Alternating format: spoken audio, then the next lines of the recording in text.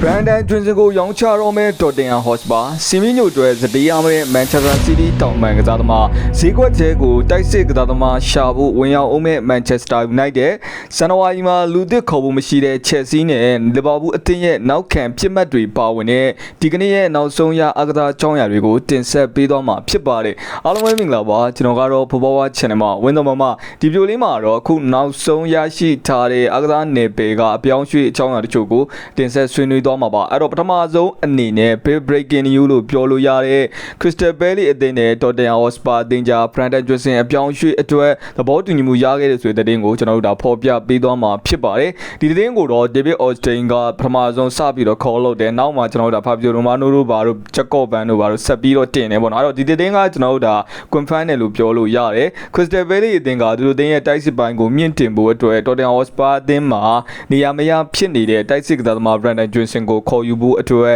နှစ်သင်းကြားသဘောတူညီမှုရခဲ့ပြီဖြစ်ပါတယ်အဲ့တော့ဒီနေရာမှာကျွန်တော်တို့သိရမှာကကစားသမားနဲ့ Crystal Palace ကြားမှာတော့personal agreement မရသေးဘူးပေါ့နော်စပါးနဲ့ Crystal Palace ကြားမှာတော့ငါတို့ Brandon Johnson ကိုခေါ်ခြင်းနဲ့ပေါင် 33.5 တန်းမင်းတို့ပေးမယ်စပါးလေးရတယ်ပေါင် 33.5 တန်းရမယ်ဆိုရင်မင်းတို့ခေါ်သွားလို့ရတယ်ဆိုတဲ့အနေအထားမျိုးသဘောတူညီမှုရခဲ့တာဖြစ်ပါတယ်အဲ့တော့ကစားသမားနဲ့ Crystal Palace ကြားမှာတော့ပုဂ္ဂိုလ်ရေးရာစာချုပ်ဒါကိစ္စတွေသဘောတူညီမှုမရသေးပါဘူးဒါတော့ကျွန်တော်တို့တစ်ချက်စောင့်ကြည့်တွားရမှာပါဒီနေရာမှာ Crystal Palace အတွက်ပြိုင်ဘက်တွေလည်းရှိလို့နေပါတယ်ကြားသိရတဲ့ချက်တွေရာစီမီညိုလက်လွတ်ရမယ့်ဘုံမောက်အသင်းကလည်းဒီ Brandon Johnson ရဲ့ပြောင်းရွှေ့ကြီးဖြစ်တဲ့ပေါင် 33.5 တန်းကိုပေးချေဖို့အဆင်သင့်ရှိနေပါတယ်သူတို့လည်းပြောင်းရွှေ့ကြီးပေးနိုင်တယ်ကစားသမားကသာဘုံမောက်ကိုရွေးချယ်မယ်ဆိုရင်လည်းဘုံမောက်ကစားသမားဖြစ်လာနိုင်တဲ့အနေအထားပါနောက်ထပ်နှစ်သင်းရှိပါသေးတယ်ဒီနှစ်သင်းကတော့ David Moyes ရဲ့ Everton အသင်းနဲ့ကျွန်တော်တို့ဒါ Sunderland အသင်းတို့ဖြစ်ပါတယ်ဒီနှစ်သင်းကလည်း Brandon Johnson ကိုလိုချင်နေတာဖြစ်ပြီးတော့ဒီလေးသင်းထဲမှာ Brandon Johnson အနေနဲ့ဘယ်အသင်းကိုရွေးချယ်သွားမလဲဆိုတာပဲကျွန်တော်တို့စောင့်ကြည့်ရမှာပါစပါးဘက်ကတော့ရှင်းတယ်ပေါင် 33.5 တန်းရမယ်ဆိုတာနဲ့သူတို့ကတော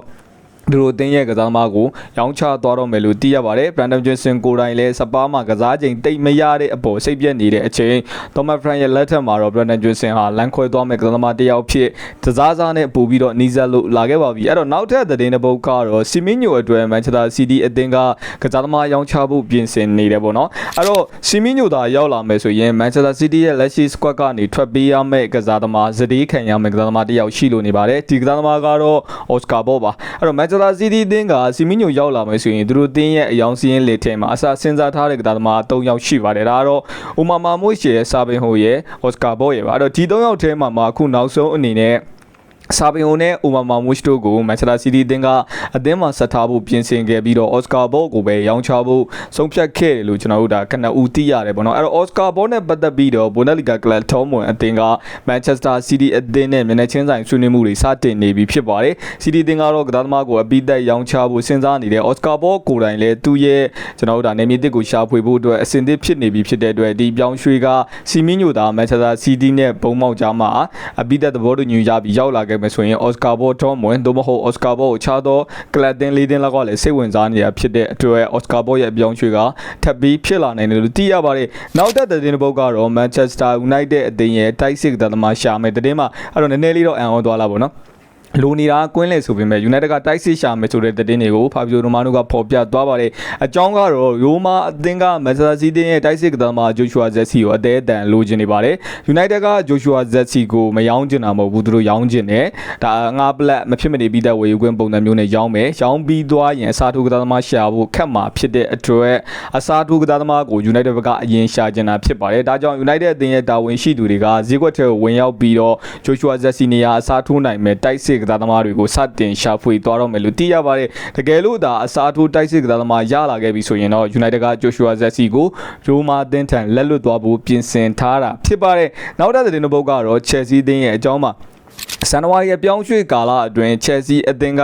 ဒီဈေးကွက်ထဲကိုဝင်ရောက်နိုင်မဲ့ငွေကြေးအင်အားအလုံးလောက်ရှိနေပေမဲ့ဈေးကွက်ထဲကိုဝင်ရောက်ဖို့အစီအစဉ်မရှိဘူးလို့ကြားသိရပါတယ်။အကြောင်းကတော့အာကစားဒါရိုက်တာ2ယောက်အပါဝင်ပေါ့နော်အသင်းရဲ့အာကစားဆိုင်ရာတာဝန်ရှိသူတွေဘက်က Chelsea အသင်းရဲ့လက်ရှိ squad တဲ့လက်ရှိလူဝင်အားက Champions League ဝင်ခွင့်ကိုကောင်းကောင်းစိန်ခေါ်နိုင်တယ်လို့သူတို့ဘက်ကယုံကြည်နေတာဖြစ်ပြီးတော့လောလောဆယ်လက်ရှိလူဝင်အားအပေါ်ကျင်းတဲ့လျက်ရှိတာကြောင့်ကစားသမားတစ်ခေါ်ပေးသွားဖို့မရှိဘူးလို့သိရပါတယ်။ဒါပေမဲ့အခွင့်အရေးတချို့ပေါ် ပေါက်လာရင်တော့ကျွန်တော်တို့စောင့်ကြည့်သွားရမှာပေါ့နော်လောလောဆယ်နေထားရတော့ Chelsea ဘက်ကဒီဇန်နဝါရီဈေးကွက်မှာ in die out die လှုပ်ရှားတာမျိုးမြင်ရမှာမဟုတ်ပါဘူးဒါ Blue Coat Group နဲ့ပတ်သက်ပြီးတော့ဆက်ထွားဖို့အသင်းကတော့ Nottingham Forest မှာထင်သလောက်နေရမရတဲ့ကွန်းလက်တိုက်စစ်ကစားသမား McArty ကိုအငားနဲ့ခေါ်ဖို့စဉ်းစားနေတယ်လို့သိရပါတယ်ဒီကစားသမားကတော့ရင်တော့ကတော့ Manchester City အသင်းကစားသမားပေါ့နော်ပြီးခဲ့တဲ့ຫນွေပြောင်းရွှေ့ရမှာ Nottingham Forest ကိုရောက်လာတာဒါပေမဲ့ဒါမှကထင်သလောက်နေရာမရတဲ့အချိန်မှာ RT အနေနဲ့ပြစ်သစ်မြေကိုပြောင်းသွားမလားကျွန်တော်တို့တစ်ချက်တော့စောင့်ကြည့်ရမှာဖြစ်ပါတယ်ဆက်ထွားဖို့အသင်းကတော့ McArty ကိုခေါ်ဖို့အတွက်တော်တော်လေးစိတ်ဝင်စားနေပါတယ် Manchester City နဲ့ပတ်သက်ပြီးတော့နောက်ထပ်သတင်းလေးတွေလည်းတက်လာတယ်ဗောနော်ဒါကတော့ City ကဒီအရင်တော့က right back ကိုအရေးတကြီးလိုအပ်နေခဲ့ပြီမဲ့အခုချိန်မှာ Matías Núñez ရဲ့ညာချမ်းခံစီခြေစွမ်းကြောင့်သူတို့အနေနဲ့ right back ကို priority ဖြစ်မထားတော့ဘဲနဲ့လာမဲ့နေရာဒီဈေးကွက်မှာကျွန်တော်တို့ဒါ Fernando Silva ထွက်ခွာမဲ့နေရာပြီးတော့ကျွန်တော်တို့အသင်းရဲ့ central midfielder နေရာကိုအစားထိုးဖို့အတွက် priority target အဖြစ်သတ်မှတ်ထားတယ်လို့သိရပါတယ်နောက်ထပ်သတင်းတစ်ပုဒ်အနေနဲ့ပေါ့နော် City က Marc Guéhi ကိုလည်းစိတ်ဝင်စားနေပါတယ်အဲ့တော့ Marc Guéhi ဒါဒီဇန်နဝါရီအပြောင်းရွှေ့မှာဘယ်အသင်းနဲ့မှအကျိုးသဘောတူညီမှုမရပဲသူ့အနေနဲ့ပဲလေအသင်းမှာယာတီကုန်ထိနေဖို့ဆုံးဖြတ်ခဲ့မယ်ဆိုရင်ယာတီကုန်မှာအလွတ်ပြောင်းရွှေ့ခြင်းနဲ့ရမယ်ဒီကစားသမားကို City ကစူးစမ်းဖို့အစဉ်သင့်ရှိတယ်လို့သိရပါတယ်ပြောချင်တာကတော့ပြိုင်ပွဲအသင်းအနေနဲ့အပြိုင် Marc Guéhi အတွက် City ကစူးစမ်းသွားမယ်လို့ကျွန်တော်တို့ဆိုထားတာပါနောက်ဆုံးအနေနဲ့လီဗာပူးအသင်းရဲ့အကြောင်းအရာတွေကိုကျွန်တော်တို့ပြောလိုက်ရအောင်လီဗာပူးအသင်းအနေနဲ့တော့လောဆင်ပေါ့နော်ဒါဂျူပီတာအသင်းရဲ့တူတကီလက်ရွေးစင်တိုက်စစ်ကစားသမားကေဗင်ရေးသက်ကိုကျွန်တော်တို့ဒါတော်တော်လေးတတိထားစောင့်ကြည့်နေတယ်လို့သိရပါတယ်ဒီကစားသမားရဲ့တိုးတက်မှုပုံစံကိုလီဗာပူးဘက်ကအနီးကပ်ထားစောင့်ကြည့်နေတာဖြစ်ပြီးတော့အနာဂတ်မှာပေါ့နော်လှုပ်ရှားလာနေတဲ့အပြောင်းချွတ်တည်းဖြစ်ပါတယ်ကေဗင်ရေးသက်နဲ့ပတ်သက်ရင်တော့အာဆင်နယ်အသင်းကလည်းစိတ်ဝင်စားနေတဲ့အသင်းတွေကတသင်းဖြစ်ပါတယ်အဲ့တော့လီဗာပူးကကန်စစ်ပိုင်းကိုအားဖြည့်ဖို့အတွက်ပြစ်မှတ်တွေများစွာကိုချင်းကက်လေးရရှိတယ်ပေါ့နော်ဒီနေရာမှာမာဂူဟီကတော့လီဗာပူးအသင်းနဲ့တော်တော်လေးသတင်းထွက်တဲ့နောက်ခံလူဆိုတာအားလုံးထိပြီးသားဖြစ်မှာပါမာဂူဟီအပြင်လီဗာပူးနဲ့ဒါသတင်းထွက်လာတဲ့ကစားသမားတွေရှိပါတယ်ဒါကတော့ကျွန်တော်တို့ဒါလာကော့ရစ်ပါခရစ္စတယ်ဘဲလီအသင်းရဲ့နောက်ခံကစားသမားပေါ့နော်အိုလီဗာကက်စနာရဲ့ကစားကွက်3ဘက်မှာတော်တော်လေးကျွန်တော်တို့ဒါခြေစွမ်းပြကစားထားတဲ့ကစားသမားတစ်ယောက်ဒီကစားသမားကိုတော့ကျွန်တော်တို့ဒါလီဗာပူးအသင်းဘက်ကစိတ်ဝင်စားမှုတွေစတင်ပြသနေတာဖြစ်ပါတယ်နောက်ထပ်လီဗာပူးအသင်းကရေရှည်ပေါ့နော်သူတို့အနေနဲ့အသင်းရဲ့ခံစစ်ပိုင်းမှာလူငယ်ကစားသမားချို့ကိုလည်းခေါ်ဖို့သူတို့ကစဉ်းစားလာတယ်ကလပ်လူကေအသင်းရဲ့ကျွန်တော်တို့ဒါ Jorel Ordonez တို့ပါတော့ဒီကစားသမားတွေရှိမယ်ပြီးရင် Brentford အသင်းရဲ့ Nathan Collins တို့လိုကစားသမားတွေနောက်ထပ်ကျွန်တော်တို့ Oscar Mingueza တို့လိုကျွန်တော်တို့ဒါ Celta Vigo အသင်းရဲ့ကစားသမားတွေကိုလည်းလီဗာပူးဘက်ကသူတို့ရဲ့ခံစစ်ပိုင်းတို့စိတ်ဝင်စားနေတယ်လို့သိရပါတယ်လီဗာပူးအသင်းရဲ့တိုက်စစ်ကစားသမားချီစာကိုတော့ဂျူပီတာအသင်းက